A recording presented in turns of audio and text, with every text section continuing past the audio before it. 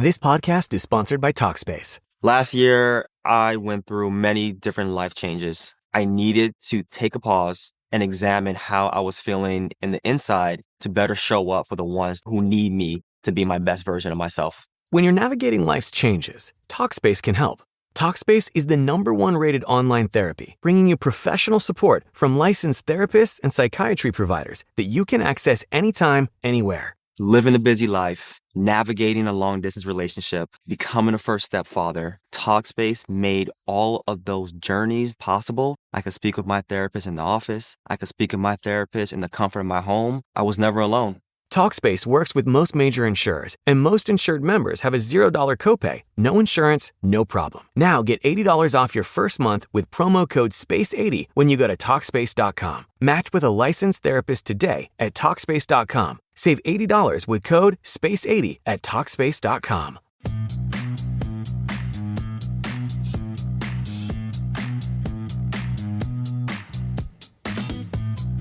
Live from the back of Ruth the Realtor's car, it's the Stacking Deed Show. I'm Ruth the Realtor's part-time mechanic neighbor Doug, broadcasting live from the spacious recording studio in the trunk of her '88 Lincoln Town Car. On today's show, we're diving deep into the world of commercial real estate. Is it a gold mine or a potential money pit? We'll chat with Neil Timmins, who made the switch from residential to commercial and hasn't looked back. Well, hopefully not literally. Speaking of looking back, in our headlines, have you heard about these Dutch-style mortgages taking Europe by storm? Could they work here in the U.S.? We'll investigate. And of course, swifter than a Swiftie on Ticketmaster concert day, I'll pop in later with my property pop quiz. And now, two peeps who are so in sync they finish each other's sentences. It's Crystal Hammond and Joe Saul Seahigh. Well, hello. Good non-specific time. Greeting, Joe. How's it going? It is very early for the non-specific time, Crystal. Very early.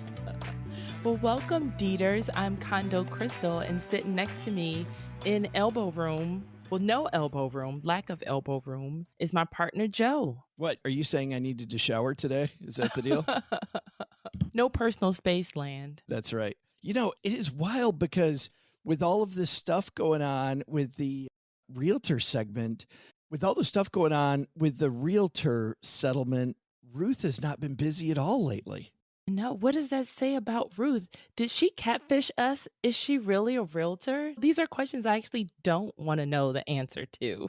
Well, it is funny because you sit here with me in Texarkana wandering around. You're like, I don't even think this is a real town. Like, you offend her every single day, Crystal. Are we living in imagination land? That's another question. To be the doink doink, we need the Law and Order doink doink. Find out next week. If we're living in imagination land, we're living here with Neil Timmins, who's here with us today to talk commercial real estate. You ever think about buying commercial properties?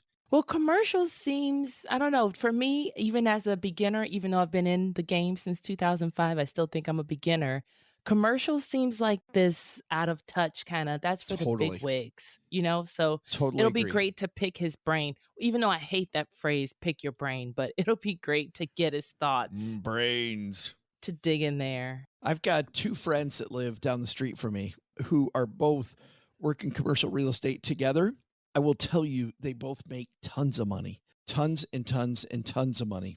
So we will see. I also have another friend who's a commercial real estate developer who he also makes tons of money. But you're right. It has this feel to it different than residential real estate. It feels impenetrable, you know? I can't wait till you're saying that about me. Man, we used to have this co-host, but now she's super what do you mean killing used to? I used to.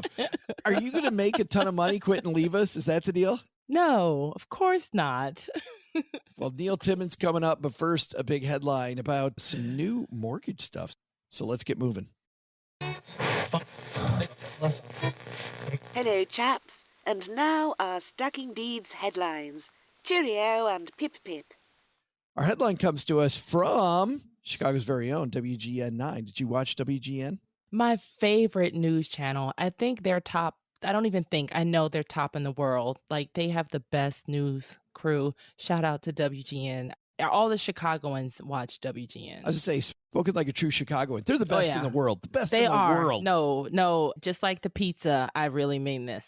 No, deep dish. Are you kidding me? Yes. No. Yes. Have you had Detroit style pizza? It's okay. It's a distant third. Well, because Chicago thin crust is second. I'm sad the Crystal can't stay. She's got to go. This is from WGNTV.com. The Next Star Newswire, written by Kaylee Beeson and Andrew Dorn. Here's a question, Crystal. Could Dutch-style mortgages work in the U.S.? Even without reading the whole thing, I'd say yes, because a lot of people internationally, other countries, they get a lot of things right that we seem to don't get right. Like as far as actually caring about the citizens and not, wanting to not screw them over, but man. Are you one of these international snobs? No. But a lot of times I've noticed when I've traveled overseas, I'm like, I think we live in the third world country because our food is, not up to par with the rest of the world. You didn't Even just get home. the prices. You just didn't just get home from Nepal. You're right. I'm like, no, I will take the U.S. Home sweet home. The News Nation team writes, for many Americans, the dream of owning a home is more like a nightmare in recent years. That piece is true. Mortgage rates are up. Inventory is low and prices are soaring. The challenging real estate market has left some buyers wondering, isn't there a better way? One alternative can be found in the Netherlands. The Dutch offer home mortgages with interest rates, listen to this, that go down automatically as the loan gets paid off. So the deal is that the more that you pay, the less risk the bank is taking. So you have this loan that adjusts as you pay. So there's this carrot on the back end, Crystal, that says, hey, you pay your mortgage, we're going to give you a lower interest rate. It's pretty cool. That's amazing. And I'd love this just because the bank is saying, okay, we've made a lot of money in interest off of you when you first buy. Like everybody knows that most of your payment goes to interest. So it's almost like they're mini refinancing every single time you make a payment so that you're paying a bigger chunk of less interest because it's in the bank's interest to actually have you in a home, having home ownership instead of making a ton off of you in interest. And I love this. And that's even why PMI, the private mortgage insurance, is a thing. It's just to make, even though they're making a lot off of you in the interest, they also make more just in case you default early on and they want to recoup as much money at the front end as possible. Yeah, PMI doesn't bother me because I kind of agree that if you don't have enough money to make the full down payment, or you probably are a bigger risk. And so because of that, it doesn't bother me that much. This I find interesting because it just made it to the UK, these Dutch style mortgages. And so people are wondering if maybe it'll come to the U.S. next. Now, finance professor Don Riccotto says it could be a while before they cross the pond due to key differences in the U.S. He says there's a strong secondary mortgage market where investors buy and sell home loans here.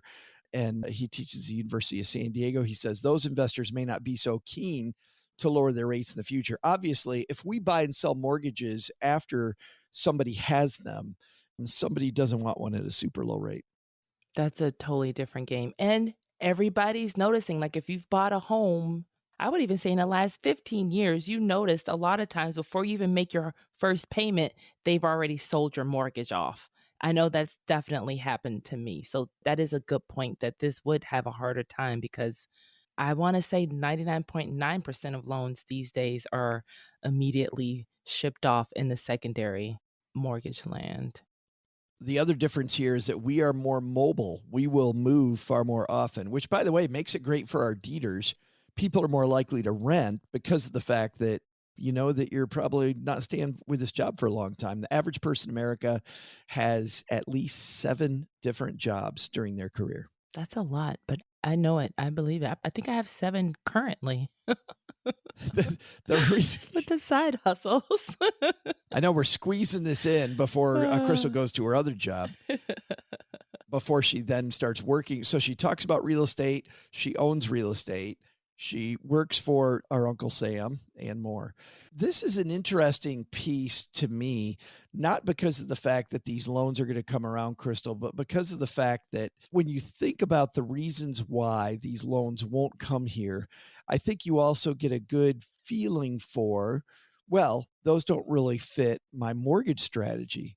And then I say the words mortgage strategy, and I think there's so many people that go out and get a mortgage, but we don't have a mortgage strategy. And especially if you are buying houses as a developer, as a person who's an investor, you don't want to have a mortgage. You want to have a mortgage strategy. Like, you want to know exactly why I'm buying the loan that I'm buying. Yeah, that's also an amazing point just because depending on who you are, you don't want to pay your mortgage off early. And I know that's another crazy, crazy, crazy thing to say, bear with me here. But, as a developer or as an investor, that slow and steady wins the race. Maybe if you know you're going to stay in the house and you don't plan on buying more real estate or you don't have any higher interest rate debt, then people throw that extra money to their mortgage. Because even there's that thing where you go biweekly payments, just make your mortgage payment every 2 weeks and you pay that down faster. You pay it Yeah. down a lot faster. And a lot of people, and you have to know your personality also. That's why personal finance is personal, because some people, that's just a mental thing where they would love to see a paid off mortgage, even if they have other debts. It's okay with them, which is why you have to just do what feels right for you. But as an investor, I don't want to pay off any properties early just because all of that goes on my balance sheet. The interest that I'm paying is good for tax reasons and for expenses that I have on the property. So you definitely need to do that math. Like we always say, we come back to math, our favorite 4-letter word. We use a lot of 4-letter words on this show, and math is our top 4-letter word. Remember, Ruth is a 4-letter Yeah, word. that's the number 2 word. There's a 4-letter word. You're right. I'm thinking about when you own your house, a lot of people aspire to pay off the mortgage. If you're an investor, to your point, Crystal, you're doing exactly the opposite because you need to keep cash flow as tight as possible. You also want as long a loan as you can get so that you can keep cash flow free. I do know people, and I think you do too, that get to a point though in their real estate career where they're like, you know what, I just want less risk. Yeah. And they Yep. will start then paying off their houses just so that they can lock it down. I mean, when you get to a certain point, and I'm thinking about when we had Chad Carson on, when he was talking about you get to a certain point that you can then begin cash flowing your entire lifestyle and you lock in the security that people are looking for, right? To be able to go out and live and the rent checks coming in and you're hoping that it covers you every month.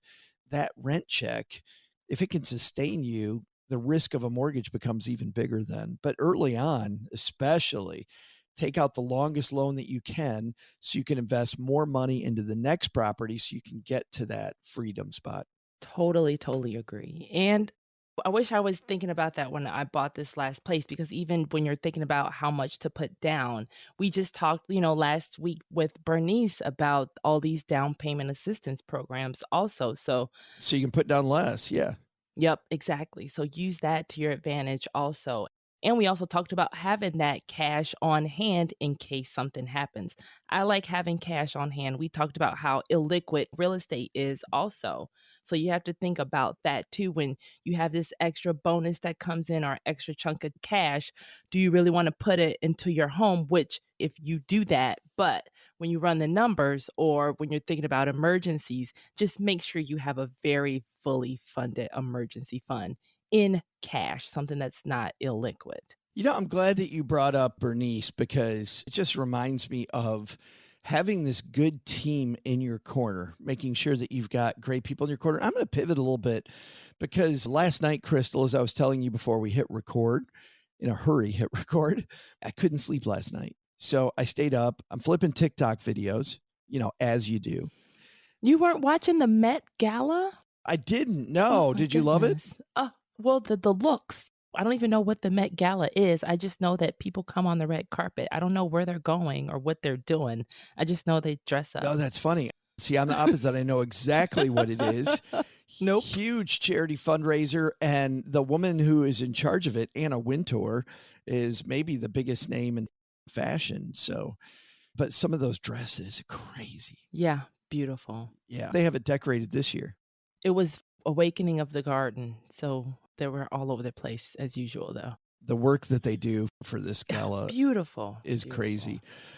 So you weren't looking at that while you couldn't sleep? No. And I see all this stuff about the National Association of Realtors settlement. So the first thing I see is a Facebook post.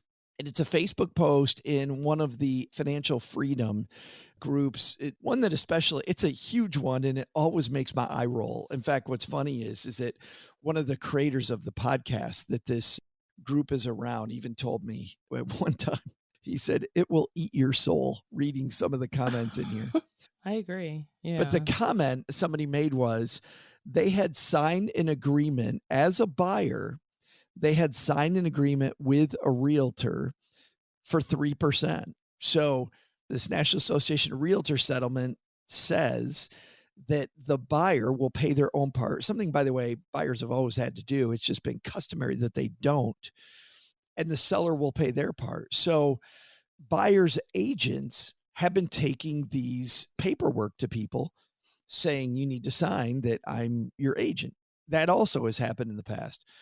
Well, in this negotiation, when the person found a house, the seller's agent only said they were going to cover 2.5%. And the buyer's agent was not going to pick up any of it. So the buyer was going to be on the hook for 0.5%, which, by the way, and this is what gets my ire, the amount of work that buyer's agent did, if they're good at their job. And I'm going to play you a piece here, which if you're a real estate agent out there, you need to be a great part of the team now, because if you're not, you're going to go bye-bye, I think.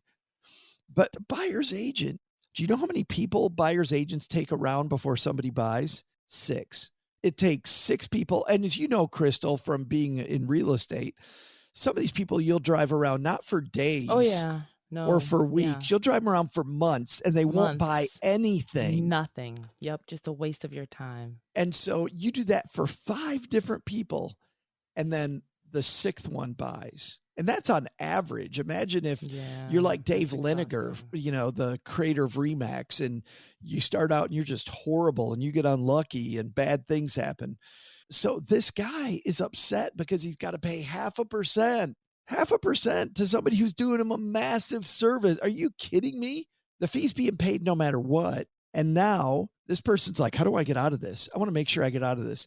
The basic thing is this realtor's done a bunch of work for me. How do I screw him over? If you're in the business team of screwing over your team, you're going to get what comes to you. You will get what comes to you. Quickly. Yeah, that word will travel fast. Yeah, it's not about making your life cheaper. It's making your life better. But there is a resounding call here about real estate agents. And this is a guy named Ryan Rigney.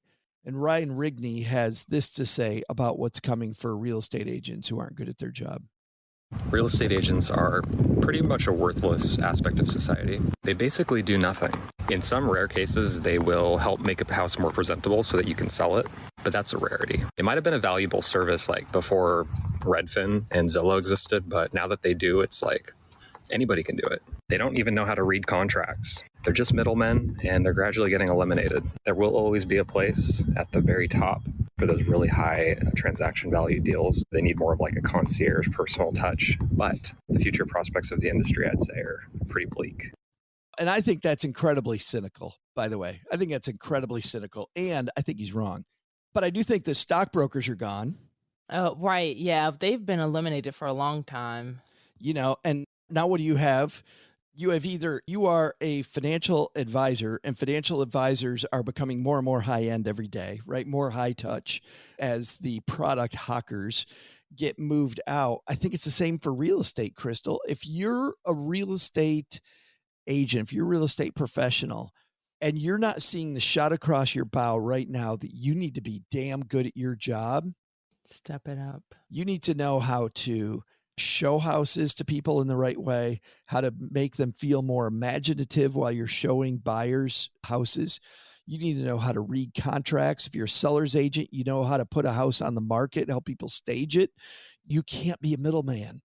You can't. Yeah. And even as buyers agents too, like you need properties before they hit the market. Like you really need to be that go-to person that can find good deals, no questions asked. And that contracts is huge also because if you're signing something and saying that you understand it, then I mean, you will be screwed because ignorance is not bliss when you're like, oh yeah, I signed it, but I didn't read it all. I told you No, that that's story. not. Oh yeah. Yep. About so people new to the show don't know that the last primary residence that I sold, we disclosed a $21,000 assessment that was coming to our house.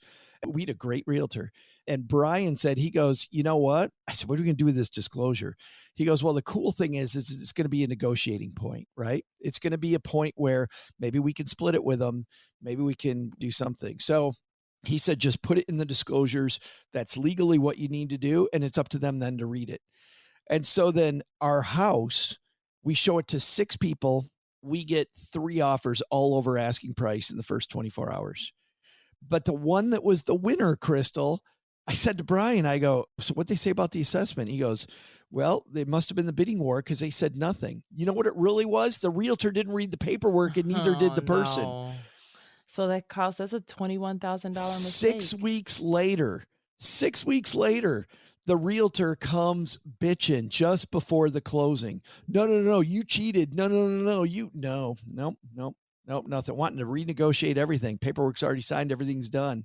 And man, was that realtor hot. But you know what? They had nobody to be hot at but themselves.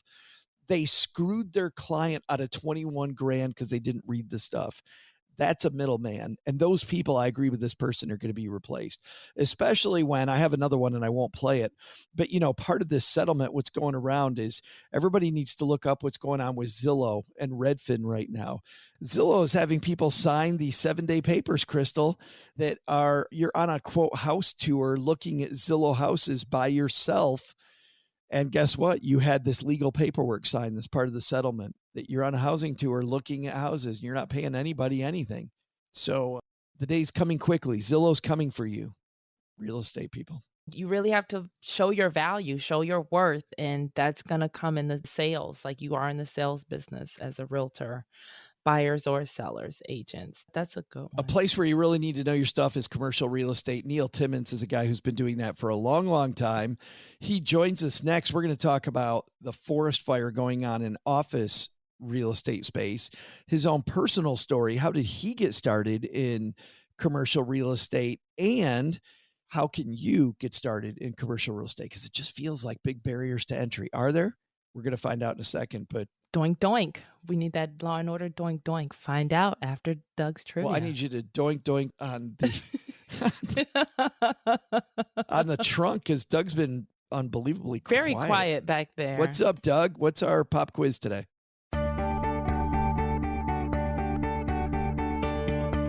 Hey there, Deeters. I'm Ruth's wrench-wielding repair guru, neighbor Doug. And there was a major real estate development on this date in history, but it's a little further back than you're probably thinking. Yes, on this date in 1607, the first permanent British settlement was established in Jamestown, Virginia.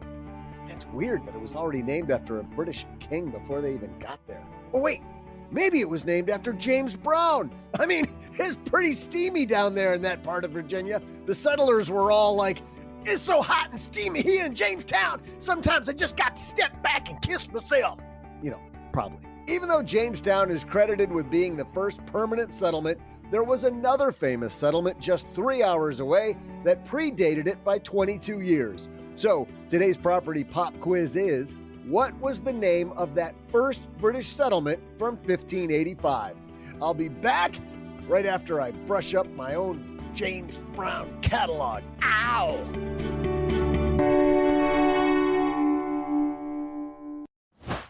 You know, Crystal, we're talking with this brilliant team today about benefits, but one benefit that people can give themselves is better property management. And we've mentioned a ton of property management softwares that are out there, but let's give people 3 reasons why the one we're about to mention is different. First, software alone doesn't really solve your problem. And that's why Hemlane's property management provides 24/7 repair coordination. That's right. You can either use your own service professionals or you can tap into their licensed network. Notice I said licensed network. Right. No, that's a good point. And we talked earlier in the show about it. Don't ask how, ask who. And Hemlane definitely knows who the who's are. Second, many of you are investing out of state. So Hemlane connects you with licensed leasing agents and other tenant placement services to help you find and place a tenant. And then third, Hemlane is ranked #1 by Gartner with 4.8 star reviews. Wow. So they're legit. Yeah, I know when I'm looking for food, if it's 4.5 and under, I'm not touching the restaurant. Yeah. When you see the sign that says discount sushi, you're like, no, probably not. Not two words that go together. Manage your rental properties with 100% transparency and control without the administrative work through Hemlane. They offer everything from advertising your rental to over 30 rental websites to automatic rent collection and late fees. Best of all, you can tap into their network for a more hands-off and remote experience. Hemlane will increase your satisfaction and your cash flow with your rental properties. So visit www.hemlane.com and don't forget to mention to tell Hemlane that you heard about them through Stacking Deeds. Hemlane will dramatically improve your property management. We talk about Hemlane because of the fact that we believe in them very much, to the point that we have an affiliate deal with them. So if you'd like to help the show and help yourself, make sure when you go to hemlane.com, you tell them what, Crystal, you just said. Yep. Please tell them Stacking Deeds. Sent you. We should have coordinated that.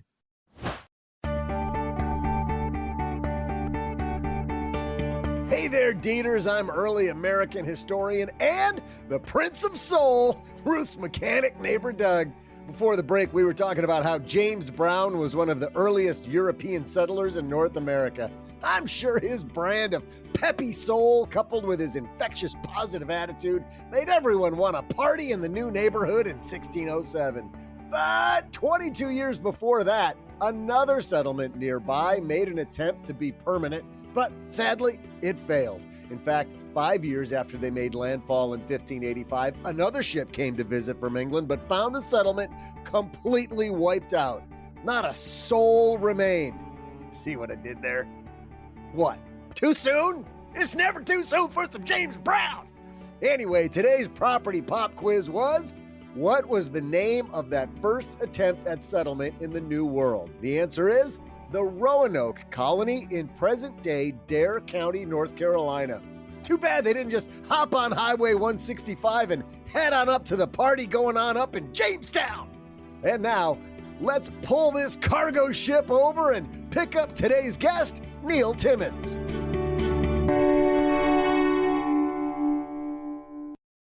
And I'm super happy he's here with us. Neil Timmins joins us. How are you, man? Terrific, Joe. Thanks so much for having me. I appreciate it.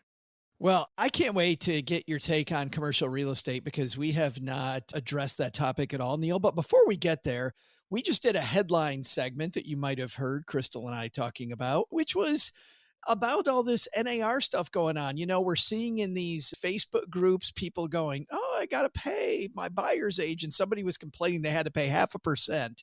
And we were going crazy because all the work, as you know, buyer's agents do, and people complaining about 0.5%. Where do you think this is going to end up? It is going to be a muddy water for some time until you feel like the local associations, wherever one happens to be, consensus on what it looks like, what are the rules, and getting everybody to play the same way. It's going to be a unique and challenging spot. And as I've always said, the best salespeople are going to thrive in this. This is not going to be a challenge. You're going to find teams and those who are really good at training and really good at communicating ultimately their value, are going to pick up market share, and they're going to make more, not less. Were you the top guy in Iowa for REMAX at 29? Yeah, when I was 29, some number of years ago, many years back. Yes. Yeah. Well, we just had Dave Liniger on the show and love that guy. Sure, absolutely. But I got to say, what's funny is Crystal and I were just talking about this, Neil, that the days of being just a middleman are over. To your point, if you're a real estate professional, you got to be delivering value or you're gone. Correct. Well, you have to deliver value. You have to be able to communicate value, because value uncommunicated, unrealized from the consumer standpoint, it is lost on folks. So you got to be able to convey that, you communicate that. Now, what's happening, where the residential side is going, is what the commercial side has done for years and years and years. It goes into the purchase agreement. It goes into the LOIs. Here's what I'm getting paid. Here's who's paying me. It's getting negotiated up front from the get-go. And so that it's starting to look more and more ultimately will look like commercial has been operating for years. Well, and that makes sense to me because having it all uniform, I mean, finally is going to be a good thing. And, the buyer to some degree has thought that they're getting a free lunch, which is why you got so many people that will ride around wasting people's time for weeks and weeks, just looking at house after house after house. Right. Well, that how many buyers agents have propagated the fact that you can use me and I don't cost you anything. Clearly, I've never been to Econ 101. There's a cost associated with that, maybe baked in the sales price, has been forever. There's a cost one way or another. And what top buyers agents are now going to be able to convey is there's a cost, but there's also a cost of not utilizing me, not paying for my services. And here's what a different path looks like. The best of the best be able to convey that value. And ultimately, at the end of the day, they're an absolute bargain for what one pays. Some of our deeders are real estate professionals, which is why I wanted to cover that. Plus, we just had a headline about it. But the real reason I wanted to talk to you was that we even talk commercial real estate at all. How did you make the transition from residential over to the commercial side of the equation? Yeah. So was a broker. So lots of homes, ultimately got into investing on the single family side. To date, fixed and flipped 200 to 300, somewhere in that range. And what a lot of us get told on the single family side as an agent is you got to have some rental properties. You got to have some passive income. So before you know it, I had dozens and dozens and dozens of single family homes. And what I learned the hard way is these are anything but passive. Maybe the biggest lie that's ever been put forth on the investing side is it's passive income. No, it's income, but it's not passive. So I got presented with an opportunity one day to buy a 17,000 square foot warehouse. It's the largest grocer in the Midwest. It operates in it as their bakery. And so I thought, what's the worst that can happen? I've got a finance degree. I understand numbers. And so I dove into it, understood it, and go, what's my risk and reward? Worst can happen is not very much. I can make some money along the way, and I can probably learn some things and get some terrific tax deductions by doing a whole bunch of cost segregation and stacking some things on from a loss standpoint on the front end. How long ago was this, by the way? Almost 6 years ago. 6 years ago. Okay. And so that's what I did. And then you get a few months in, I'm going, you know what? I never hear from these people. And I'm the property manager, right? I'm going, I think I'm onto something. I think there's just a better way to do this. And so that has led into several $1 million of commercial acquisitions since then. Is there something you wish you would have done differently with that initial deal, or did you have great mentorship from the beginning?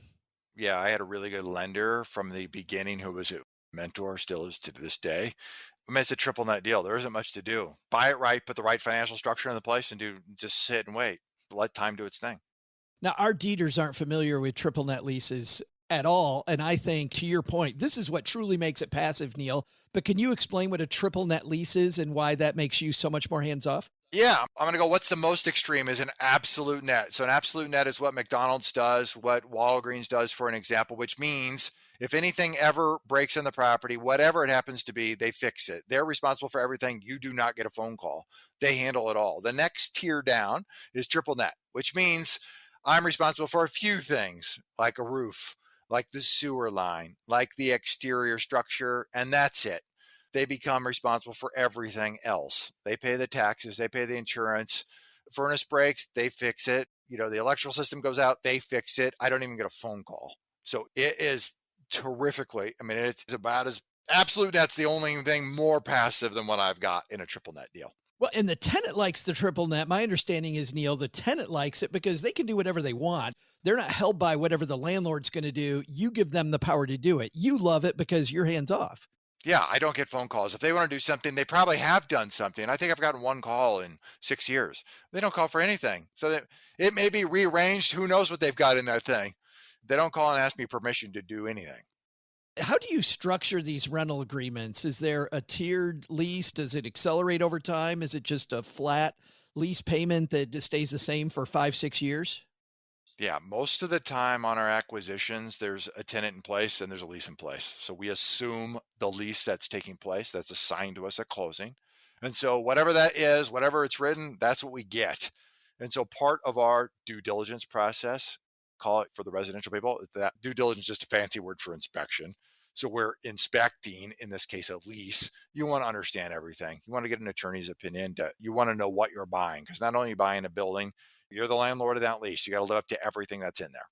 Yeah, you're buying this grocery store, and their bakery operation is truly what you're buying. Yep, that's exactly right. Yeah, you're buying that cash flow, and you've got responsibilities. They have responsibilities, so you want to know what those are. We did a headline recently, Neil, about somebody in the red hot Austin, Texas market who ended up having to sit on property for a long time. And that holding cost really just killed him. And it was all this governmental intervention stuff that was happening. He was trying to rezone some property, which ended up in hindsight being a big mistake. Is it the same thing with this? If that bakery moves out, now you have this empty building. Yep, you've got an empty building. So that's one of the pieces inside of commercial real estate. You're not filling a vacancy in a week, right? It's going to take some time. You want to budget that. One of the things I love about industrial specifically is, think about this on a coffee shop. Coffee shop place moves out. You still have a retail space. Is that place worth more or less now that it's vacant, Joe? Well, I'm going to guess maybe more, because the coffee shop had some traffic that had proven to come through it. That had proven to come through it. But if they closed, they went bankrupt, they went out of business, now you got a box, and it's either a coffee shop comes back in or Subway comes in, and what's Subway going to require? That coffee shop has to look like a Subway. You're out some level of money to make that transition. In an industrial building, building is worth, oftentimes when it's vacant, it's worth more money. It's worth more money. And here's why. Because a person who will pay up for that building is a person who will use it for their own business, because they view that property as they view a truck, as they view a wrench, as they view any sort of tool in their business. It is a tool in order for them to run their business, to make money. And they'll pay more for a building, right? More for that tool than us would, because for us, it's just who's going in there, what's the cash flow, and you back into a rate of return. For them, if they can make 12, 15, 18, 20, 30% on that tool to operate their business, it's worth way more for them than it is for us. And they'll pay up for it. That'd be specific to that operation, because like I'm in Texarkana, where we've got 4 highways here. So for somebody that wants distribution, this could be huge for them. How do you get into that pulse? Do you use brokers? Using brokers, yeah. You'll get a sense of, through the brokers, what's the owner user market for industrial. It's almost an anomaly. It's almost specific to industrial. You'll see it more commonly in industrial than you will in any other asset class, because the demand in a segment of the market, we operate very heavily in 20 to 60,000 square foot properties. It's a terrific owner user market. People are not coming back out and building 40,000 square foot buildings again. It's just not happening. They're building 400,000 square foot buildings. The developers are. You can't get the cost to pencil out at a 40,000 square foot, but you can get it to pencil out at 400,000 square foot. You got economies of scale there. Wow, that's really interesting. When you are looking at commercial real estate, clearly it's not all the same. I mean, let's talk for a second about what's going on in office spaces. I mean, I feel like office space, Neil, is just disintegrating. It is at scale, yes. You've got pockets that operate very well, but yes, the world's changed post-COVID, right? A lot of the offices are empty today, and that's what's causing this. And so you're seeing a lot of things get handed back to the banks, and there's going to continue to be distress for some time. I just wonder, though, about if you can apply a little creativity to this, if there might be some gold in those mountains. I mean, we talked about the pain in the ass that rezoning might be, but if you could take this office space and turn it into something else, is there some magic there? Or is this the kind of thing that Neil Timmins says, just stay the hell away from it? From our standpoint, I'm sitting in a building that we bought 2 years ago, almost to the day. It's about 25 months. Bought it 60% vacancy. It's a little 11,000 square foot building. There's 10 offices, so everybody's got about 1,100 square feet or so. And I bought it with 60% vacancy. Today, we have 10% vacancy. So we went through, gave it a facelift. So a couple of things. I mean, we spent some money to make it look better, and then got focused on leasing this thing up. And the previous owner just didn't go down that path that we were willing to go down. And the values have moved tremendously on this thing. And I think, again, where I was going back to a segment of the market, if you had a building that was one building, it's 100,000 square feet of office, there's not a lot of users out there for 100,000 square feet of office. For us, it's 1,100 square feet. There's a lot of people CPAs, real estate closing company is down the hall. People who do beauty things, chiropractors. We've got a podiatrist downstairs. We've got a financial planner. It's a bunch of people who are not going to operate their business or could not on Zoom. And they don't need a tremendous amount of space. We found a nice little sweet spot in what we're doing here. So I think I think there's opportunity there. You need to pick your battles. To your question, your core question is there a reuse for it? We see a lot of that taking place and a lot of conversations more than actually execution of it on can this go into apartments? You'll see that a lot in downtown, just north of 20% vacancy in downtown Des Moines, Iowa, where I'm headquartered. Just beautiful town, by the way, Neil. Beautiful town. I'm born and raised here, been here forever, so love it. You'll see a lot of that taking place because there's opportunities for that. It's expensive to do, and you've got construction, you got some headwinds, right, with interest rates and construction costs, but perhaps you can buy them cheap enough to be able to reposition them as an apartment. But to your point, though, with just a little bit of creativity and thinking about who these people are, it's almost like we were talking about earlier with realtors, Neil. It seems to me that if you're somebody that's going to do a little bit of homework and not be just, quote, a middleman, right? Like it sounds like the previous owner was, you can still find people that want your space. Yeah, there's demand out there for it. You just have to understand where that demand is. You can utilize brokers. We don't even utilize brokers here today. We're leasing this ourselves. Seriously, there was just a sign out front. We did the last deal ourselves. Wow. Because we're dealing with mom and pop business owners here. It's no different than, I come from the world of brokering houses. It's like the same. You're just talking to somebody who needs space, who has a need, and they want something. And you're going to sell the features and ultimately the benefits of this particular location. With all of the office space available out there, did you have to discount it all? No, haven't had to do anything. Yeah, we went in, did some carpet, did some paint, gave it a facelift on the exterior, raised the prices from where they were. That's fabulous. But still, when we talk about commercial real estate, Neil, that's not where you're seeing the opportunity. It's much more in that industrial space we were talking about earlier. Yeah, there's two segments of the things we buy for. In Des Moines, Iowa, I'd buy just about anything because we've executed just about every asset class here. Town seems like it's growing very quickly. As you can tell, I've been there twice in the past 12 months, and it's amazing how much Des Moines is just growing. There's construction all over the place. There's construction everywhere. It's the fastest growing city in the Midwest. When you start with a base of 500,000 plus or minus people, you go out to the MSA, you're out 30 miles. It's bigger in population. There's just a lot to like here. And when you look across the Midwest, there's a tremendous amount to like here across some of the other alternatives. And so, yes, we've been very pleased with it. It's incredible from a marketplace. Just happened to be born here. So kind of won, in my opinion, the geographical lottery. But that's a great question for our deeders because, we talk about with residential real estate, the barriers to investing outside your city, as you know, Neil, lower than ever. You could be living in Detroit and invest in Texas or wherever you want to invest. When it comes to commercials, is it much better to be investing in your backyard? Yeah. The old adage is you're either going to go wide in terms of your asset classes and focus on a single geography, or you're going to go narrow, meaning pick one asset class, and you can go wide in geography. So what we've done in Des Moines is we'll buy just about any asset class because we have and executed at a very high level. Once we get out of town, it's industrial only. We are into a singular asset and that's it because our ability to execute across multiple asset classes today is like not very high, not enough to where I'm willing to risk any money. No, that's fabulous. It is truly a risk reward equation you're doing. Yeah, correct. That's something I think a lot of people don't give much thought to is what's the risk associated with what I'm doing? And they look at the rewards and get excited about high IRRs and whatever it may be. And I look at the risk equation and go, yeah, can we actually get there? What are the pitfalls? And because if we can solve for these things, if I can solve for the risk, the upside takes care of itself. I feel like this is a through line I see with top investors across the country we talk to, Neil. They're not looking at the upside as much as they're looking at that downside.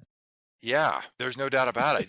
By doing that, I don't know, maybe I just DNA programmed that way. My dad was a CFO for years and years, and I think that's probably how he was bent. He just always looked at the downside. But I read Sam Zell's book, and in that he talked heavily about that, and I was like, oh, that's something I do innately for whatever reasons. That Sam talks about it, and he talked about it very heavily. Focus on the risk, figure out how to manage and mitigate that risk, and the good things just happen. It is so funny because the average person looks at a real estate investor as a risk taker, and yet some of the most risk averse people I know are in this market. Correct. Yeah. Because when you can get to a spot, I totally agree with you. Because when you get to a spot where you can manage that, navigate it, you get to as close as risk free. When you buy a deal and you got to win from the get go, It's as close to risk-free as it gets. And, if you think about what the alternative, money sitting in a bank, there's risk associated with inaction all day long. And some of that has the biggest risk associated with it. So much risk, and yet the average person doesn't think about that. Your money's getting smoked by inflation. I just have two more veins that I want to talk about. First is back on the idea of the triple net lease. I have heard, and clearly we have you on because I don't know that much about how this all works. However, I have heard about companies that realize from their accountants as they're growing that they don't want to own the real estate. They own the real estate now. Have you found companies yet coming to you or been able to plug into companies going, hey, I'm already here. I already own this property. I want to sell the property to you and then triple net lease from you so I get a better tax arrangement? Yeah, sale lease back. And so in fact, we got a conversation today and we're putting an offer together today to present to a company with that exact same situation. Yes. And why do they do that? Because if you can earn, if you are a business operator and you can figure out how to earn on your cash 15 or 20% return, and you're getting a 6, 7, or 8% on your return on your real estate, well, that's a no-brainer. Let me just move that along to somebody else. It's almost like a loan, quote unquote, to be able to take that money and deploy it in your operating business. Tons of Fortune 500 companies do this, right? Walgreens, as I mentioned earlier. Tons of people. You fuel the growth through your real estate to be able to continue to expand and operate at a very high level.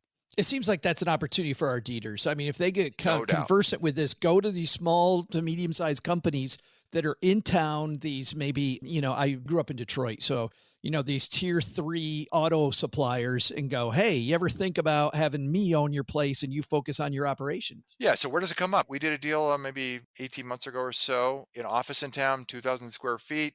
Guy's getting to the point where he's going to retire sooner or later inside the next 5 years, was giving thought to what's that structure going to look like. It means he's going to sell the business and he's going to sell the real estate. And he did not want both those things to take place in the same year.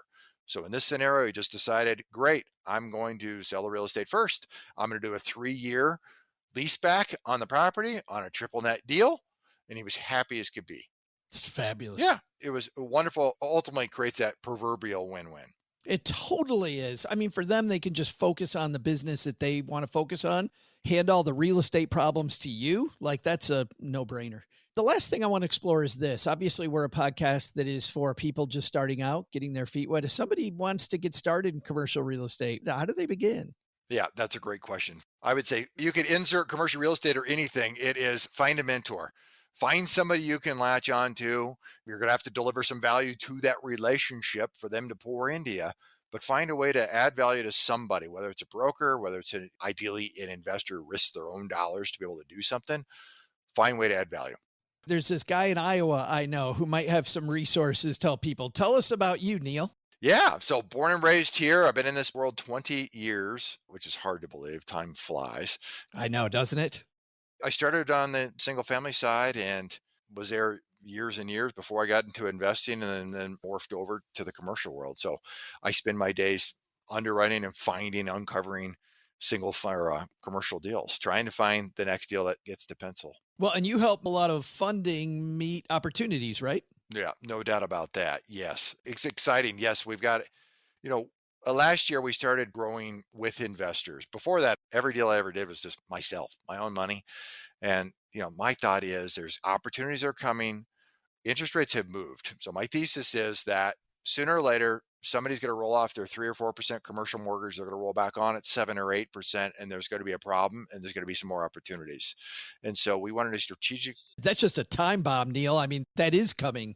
Yep, it absolutely is coming. So for us, it was, let's build a foundation of investors so that when we have an opportunity, we are right. We've got the ability to execute on that. So we're growing a little and growing strategically with some of the right investors that are out there. Awesome. If our deeders want more, how do they find you? Legacy Impact investors.com. The little button in the right-hand corner says invest with us. From there, it'll link you over to my calendar. I'd love to chat and just get on the same page and see if we can help each other grow. That's our job, is to hook you up with the right people, deeders. And man, Neil, you've been so helpful for us today. I super appreciate you taking the time. Well, you do a great job with your questions, your line to keep this moving. It's exciting and it's fun to be here, and I commend the work that you're doing. Thanks, brother. Next time I'm in Des Moines, we got to hook up. We've done a couple meetups with our Stacking Benjamins community at the Peachtree Brewing. Oh, absolutely. Yes. Nice little place. Yep. Good. Super fun. Come here, drinks on me, Joe. Let's go have a brew, Bal. Thanks. Big thanks to Neil for joining us. Yeah, I'm ready. I'm sorry. So you count your days as having me as a co-host, Joe. Just kidding. There just she kidding. is. There she goes. Just kidding. Ha ha. El ha ha. Don't go. El joke. Yeah, that was, yeah. But though those are great tips. I think I'm ready. I don't know. I'm going to learn more. Commercial real estate, another avenue. And you know what? It just goes to show that even if you listen to Neil and you're like, yeah, it's not for me. I think just knowing how many different ways there are. True. To do this thing. Yeah, that's what I mean. I'm willing to explore, but you reach your comfort level of, knowledge and what you know and what you're comfortable with. So I guess we'll see. Stay tuned. Again, I'm not going to say that again. That's another annoying phrase for me. Pick your brain and stay tuned. It's like, just do what you want to do. Quit telling people to stay tuned. Just do it. Stay tuned. Surprise us. To WGN Chicago. I miss WGN. Gosh, I miss WGN. Guys, this week we are going to skip the call-in segment, partially because of time, but partially because we just keep getting stop emailing us. Don't stop emailing us. I shouldn't say it. Go ahead and email us, but please, somebody call. We got Ruth's hotline set up. You know how lonely Ruth is up here? Yeah. Have you noticed we've driven in like 6 circles? Yeah. Somebody's bored. I think so. Somebody's bored. I don't know what it is, but we need you. Dieters, we need you. Say something. She's about to pull into Sonic for her third Dr. Pepper of the day. So it's time for us to, this is what we do here in the South, Crystal. As you've seen, we just drink Dr. Pepper. It's all we do. Yeah. Well, I'm a Twix gal, so if there were a Twix eating contest, I would take home the gold every year. I love Twix. Second to Kit Kat. Kit Kat's better. Nope. Twix. Nope, you're wrong. Twix. Sorry, you're wrong. Twix is top. All right. Hey, we would love to hear your thoughts. Go to stackingdeeds.net/voicemail and tell us Team Twix or Team Kit Kat. Yeah. And along with that, your real estate questions, because we've had some great ones all coming in. And next week, well, not next week, in 2 weeks, we're going to continue. Guess what? Next week, we go back to greatest hits. It is time for one of our favorite shows from the last just over a year that we've been doing this. We're going to play a show that if you're new to the show, you may have missed. If you're not new to the show, we're going to play one that you probably need to hear again because there's some good stuff in these episodes. And then in 2 weeks, we hit the ground running. We have a roundtable of pros in different areas talking about what are the current themes to set the summer stage for us, Crystal. We're getting ready for 8 weeks into late spring and summer. We're going to talk about current themes in real estate. We got a fantastic 8 weeks coming up. Yeah. Cookouts and current themes and pool parties and what begins with a P for real estate. Cookouts, current themes, pool houses. I don't know. And just pretend pets. I said something clever. I don't know. There you go. Passive pets. We want passive pets, not aggressive pets. Well, and that could be a good question about pets too. Do you allow pets? Should you allow pets as a landlord? Because I mean, I'm team dog. Well, I like cats too, but I love pets. But sometimes they can wreak havoc. But I mean, I love pets though. They're family members. I may have an answer for that one myself, which may be different than Crystal's. So see, call it in. I kind of said both. Yeah. Someone call it in so it's not us asking. You got to call it in. She's kind of Crystal. Say hi to her on X, Twitter, Instagram. Whatever they call it these days. Yes. I'm Joe Salciha. You can find me at Stacky Benjamin's podcast on Instagram. You can find me sometimes I went on Twitter for the first time in a month and I had a bunch of direct messages waiting for me. So I just haven't been there lately very much. Yeah. So I have a lot. Find me on Insta. Oh, and show notes too. If you want the show notes, head to stackingdeeds.net/show notes. There you go. All right. She's Crystal. I'm Joe. This is Doug. Doug, what should be on our to-do list today?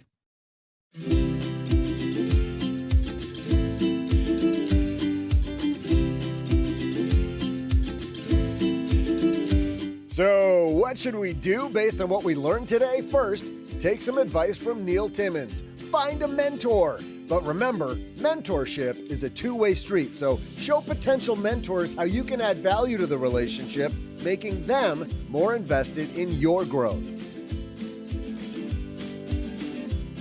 Second, The American housing market might not be ready for Dutch-style mortgages just yet, but that shouldn't stop you from having a solid mortgage plan. It can save you a ton in the long run.